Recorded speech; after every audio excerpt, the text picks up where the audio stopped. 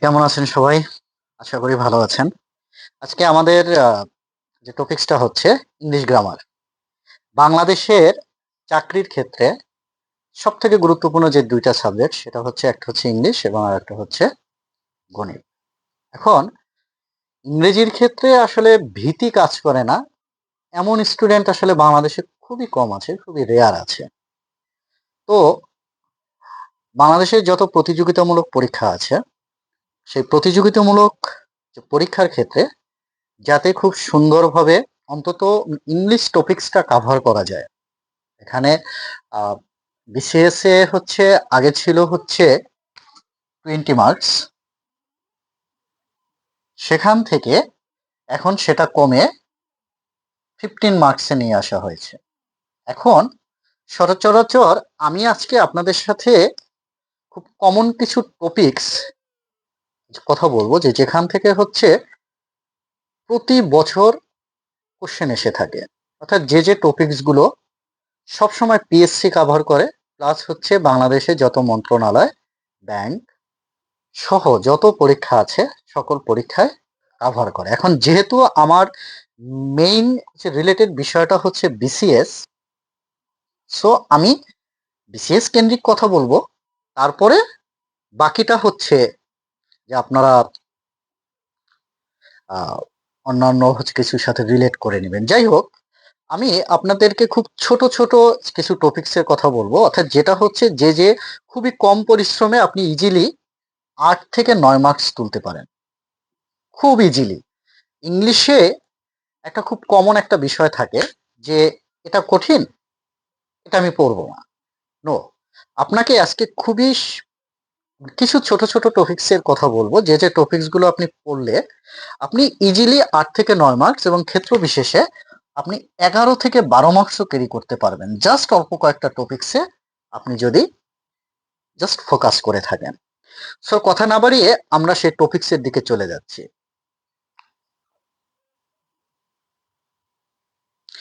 আচ্ছা, আমার প্রথম টপিকসটা হচ্ছে পার্টস অফ স্পিচ। এখন এই টপিকসটা হচ্ছে অনেকটা মানে কি বলবো, গার্লফ্রেন্ডের মতো। এটা শুনে অনেকে একটু হাসবেন। গার্লফ্রেন্ড মতো জিনিসটা কি? সেটা হচ্ছে এইটা আপনার মনে হবে হচ্ছে খুব সহজ, বাট খুব ট্রিকি। অনেকটা হচ্ছে যে মেয়েদের মন বোঝার মতো, যে আমি মনে হয় যে হ্যাঁ মেয়েদের মন বুঝতে পারছি, কিন্তু শেষ পর্যন্ত গিয়ে একটা ঝামেলা তৈরি হয়। সো এখানে পার্টস অফ স্পিচটা হচ্ছে আপনার সেই একটা একটা ওয়ে বা সেই একটা একটা টপিকস, অর্থাৎ যেটা হচ্ছে আপনাদেরকে একটু মিস্ট্রির ভিতরে রাখবে, যে আসলে কোনটা কি, কিভাবে কি করা যায়। হ্যাঁ, ভুল হওয়ার একটা সম্ভাবনা বেশি থাকে। সো পার্টস অফ স্পিচের ভিতরে আপনার প্রথম যে যে টপিকসটা হচ্ছে identification, identification of parts of speech, identification of parts of speech.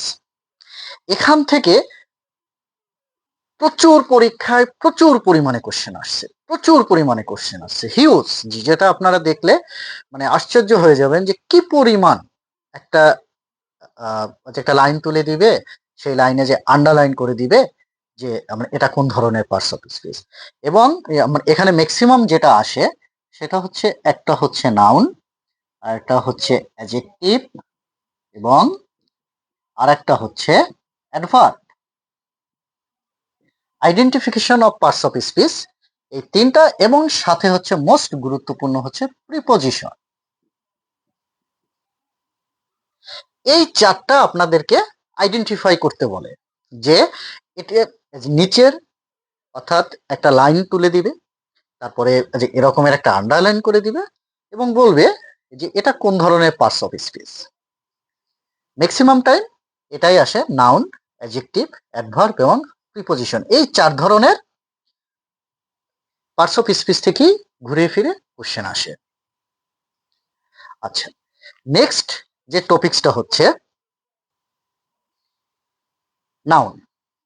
Noun থেকে স্বাভাবিকভাবে আপনার এই 3 ধরনের হচ্ছে যে কোশ্চেন এসে থাকে, যে নিচের কোনটা হচ্ছে কোন ধরনের নাউন, কমন নাউন নাকি কালেকটিভ নাউন নাকি ম্যাটেরিয়াল নাউন, এবং ক্ষেত্র বিশেষে মাঝে মধ্যে অ্যাবস্ট্রাক্ট নাউনটা এসে থাকে। সো এটা নিয়ে আমি ডিটেলসে আপনাদের সাথে হয়তো পরে কথা বলবো। আজকে শুধু যে আপনাকে টপিকস বলে যাচ্ছে যে আপনার কোন কোন টপিকস গুলো আপনাকে টাচ করলে আপনি খুবই ভালো মার্কস ক্যারি করতে পারবেন। নেক্সট যেটা হচ্ছে আপনার প্রোনাউন। আচ্ছা, প্রোনাউন থেকে জাস্ট কিছুই করতে হবে না। প্রোনাউন থেকে আপনি শুধু জাস্ট হচ্ছে যে কোনটা কোন ধরনের প্রোনাউন, যে এটা হচ্ছে যে রিলেটিভ প্রোনাউন নাকি যেটা ডেমনস্ট্রেটিভ প্রোনাউন, জাস্ট এই ধরনের যে কোনটা কোন ধরনের প্রোনাউন।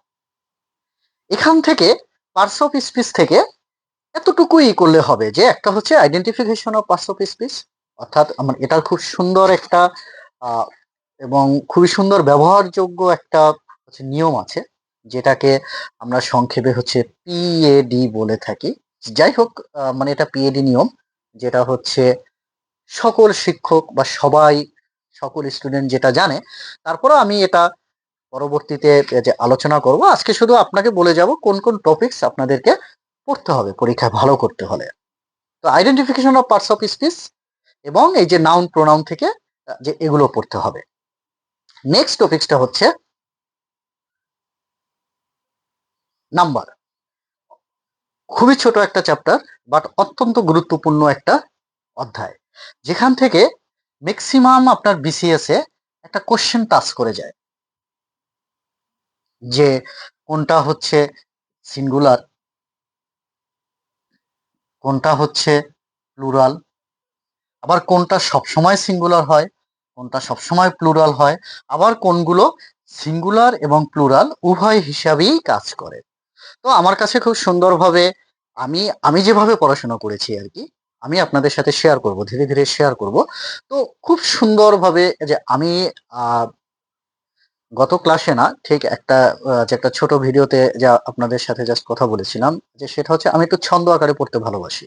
তো প্রত্যেকটা বিষয় হচ্ছে আপনি যদি ছন্দ আকারে পড়েন, তো হয়তো প্রাথমিকভাবে মনে হবে যে ছন্দের জন্য তো আবার মুখস্থ করা লাগবে, কিন্তু বিষয়টা হচ্ছে কি, আপনি ছন্দটা যদি একবার আত্মস্থ করতে পারেন, আপনার আহ, খুব সহজে আপনার মনে না পড়লেও যে ছন্দটার কিছু অংশ মনে পড়লেও কিন্তু আপনি সম্পূর্ণটা আপনার মনে পড়ে যাবে।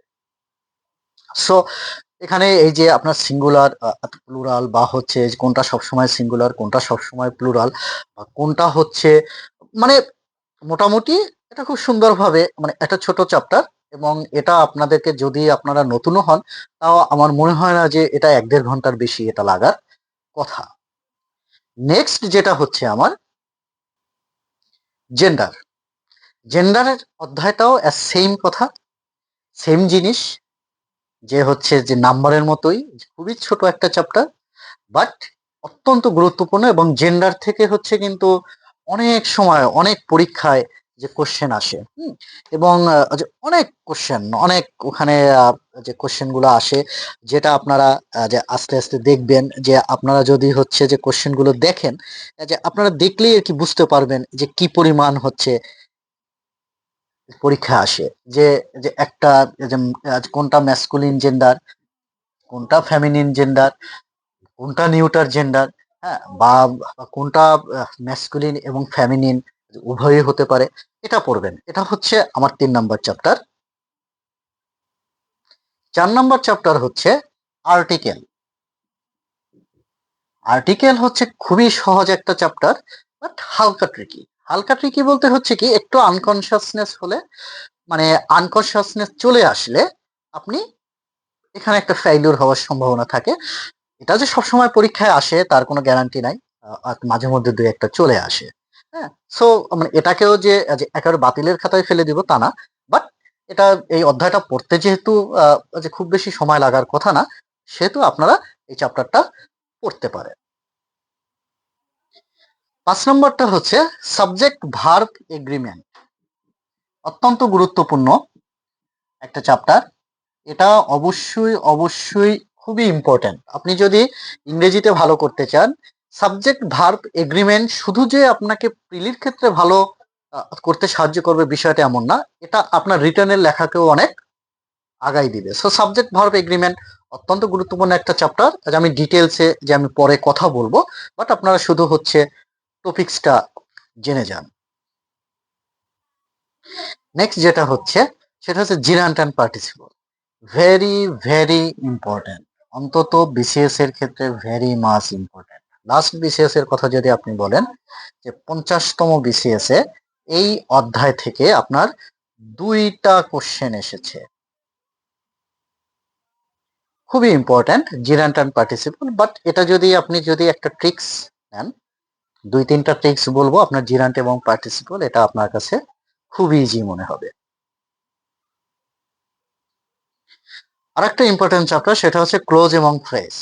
Identification of close and phrase. Identification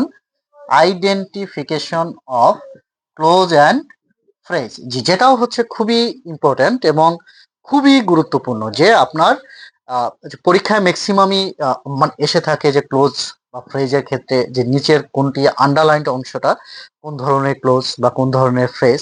তো ম্যাক্সিমামই যেটা যে এসে থাকে যে noun, adverbial and adjective. Adjective এই হচ্ছে এই এই 3 ধরনের ক্লোজ এবং ফ্রেজই ম্যাক্সিমাম এসে থাকে। রাইট ফর্ম অফ ভার্বস, এটা হচ্ছে প্রচন্ড ভাস্ট একটা একটা চ্যাপ্টার। এই চ্যাপ্টারটাকে যারা স্বল্প পরিশ্রমে, অর্থাৎ যে যাদের ভিত্তিটা একটু দুর্বল, যে করা যায় যে না জিনিসটাকে হচ্ছে যে আমার ভিত্তিটা তো একটু দুর্বল, আমি ইংলিশটাকে একটু কম করব, অন্য দিক থেকে মার্কস তুলতে যাব, যে সেক্ষেত্রে আমি বলবো রাইট ফর্ম অফ ভার্বসটা তাদের জন্য আপাতত একটু অফ করা উচিত। কিন্তু রিটেনের ক্ষেত্রে এটা খুবই খুবই গুরুত্বপূর্ণ। বাট যেহেতু আমরা এখানে আপাতত প্রিলি নিয়ে কথা বলতেছি, যে সেহেতু রাইট ফর্ম অফ ভার্বস এর জাস্ট 5-6টা নিয়ম দেখতে পারেন। জাস্ট 5-6টা নিয়ম দেখে ভাগ্য ভালো থাকলে যে সেখান থেকে হয়তো পরীক্ষায় চলে আসতে পারে। সো এটা হচ্ছে সামারি, যে আমি আমি জাস্ট এখানে 8টা বা 9টা টপিক্সের কথা বললাম, যে টপিক্সগুলো যদি আপনারা কাভার করতে পারেন তাহলে বেশ ভালোভাবে, আমি যে 8 বা 9 মার্কস বা 10 মার্কসের কথা বলছি, আপনারা সেটা খুব ভালোভাবে আপনারা হচ্ছে যে কাভার করতে পারবেন। যে identification of parts of speech, number, gender, identification of clause, identification of phrase, subject verb agreement, gerund and participle, এবং একটা হচ্ছে আর্টিকেলস বা রাইট ফর্ম অফ ভার্বস। এখন এটার বাইরেও কিন্তু প্রচুর পরিমাণ অধ্যায় আছে বা প্রচুর পরিমাণ টপিকস আছে যেখান থেকে আপনার কোশ্চেনটা আসে। যেমন আমি যদি আপনাকে বলি ভয়েস চেঞ্জ থেকে কোশ্চেনটা আসে, সেন্টেন্স থেকে ইদানিং বেশ আসে, যে কোনটা কম্পাউন্ড সেন্টেন্স বা কোনটা কমপ্লেক্স সেন্টেন্স, এই ধরনের কোশ্চেন আসে। এরপর এটা হচ্ছে আমার গ্রামাটিক্যাল কিছু, আবার এটা ছাড়াও হচ্ছে যে কিছু হচ্ছে যে মুখস্থ নির্ভর কিছু আছে, যেমন সেটা হচ্ছে গ্রুপ ভার্বস। হ্যাঁ, আহ, কিছু গ্রুপ ভার্বস আছে, তারপরে ফ্রেজ আছে, যে ইডিয়মস এন্ড ফ্রেজ আছে, বা কিছু প্রিপোজিশন আছে, যে অ্যাপ্রোপ্রিয়েট প্রিপোজিশন যেটা বলি। এখন যেটা যার যার হচ্ছে যে ক্যালিবারের উপরে আপনারা সেভাবে পড়াশোনা করবেন। তবে আমি বলছি যে স্বল্প পরিশ্রমে যদি আপনারা একটু ভালো করতে চান, সেক্ষেত্রে যে এই টপিকস গুলো আপনারা খুব ভালোভাবে দেখতে পারেন। আপনাদের ভাগ্য ভালো থাকলে এখান থেকেই আপনারা আজ 11-12 তুলে ফেলতে পারেন। আবার যদি আপনারা এই কয়টা বিষয় জাস্ট ভালোভাবে করেন, আমার যেটা বিশ্বাস আপনারা কোনোভাবেই 8 বা 9 এর নিচে পাবেন না। তো যাই হোক, আজ আজকের জন্য সবাইকে ধন্যবাদ।